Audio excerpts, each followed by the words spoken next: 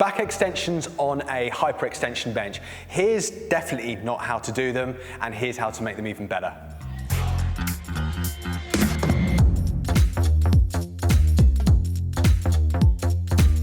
Back extensions are a really good option for training your entire posterior chain. So that's your low back, your spinal erectors, your glutes, and your hamstrings. And there's 3 different techniques you can use. So first off, I'm going to show you the technique where we're going to focus more on these lumbar erectors here. So what Lewis is going to be doing is, as he's extending up, he's just getting a little bit more extension through that lumbar area. So there's just that little bit more extension just coming from here. So he's going to hinge over, and he's coming up and just getting that little bit extra extension at the top. So that's really going to target those lower back muscles if you're looking to strengthen those. As well, with all these variations, we're looking to have the bench height set to about that hip crease so you can get that full hinge over. Second variation is we want to make it a little bit more hamstring dominant.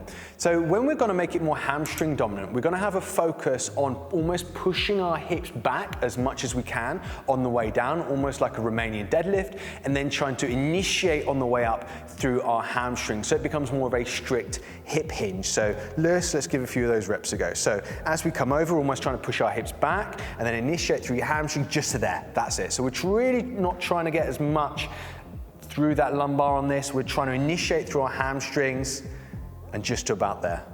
Perfect. So this is a little bit more hamstring focused, as I said, really focusing on pushing our hips back.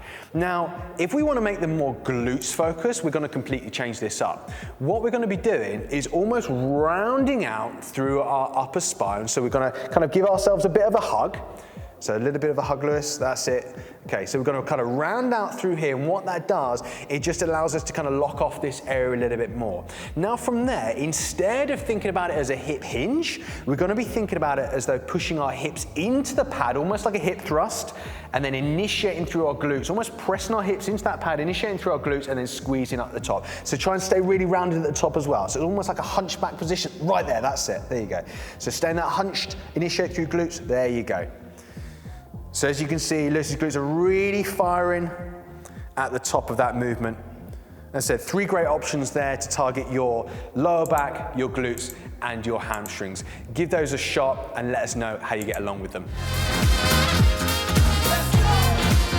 Back extensions can be loaded using various methods. You can hold a dumbbell to your chest, reach out with a dumbbell. You can even have a bar set in front of you. But in my opinion, this is the best way to load them and get as much weight through you as possible. The trick here is using a smaller diameter plate on the floor, and then we use our larger diameter plate just set on top of that.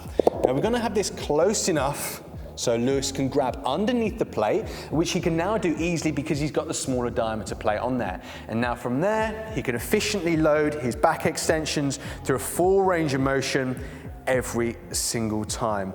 If he's really strong, then we can keep stacking some plates up there as well. But I hope you give that a shot and let us know how you get along with it.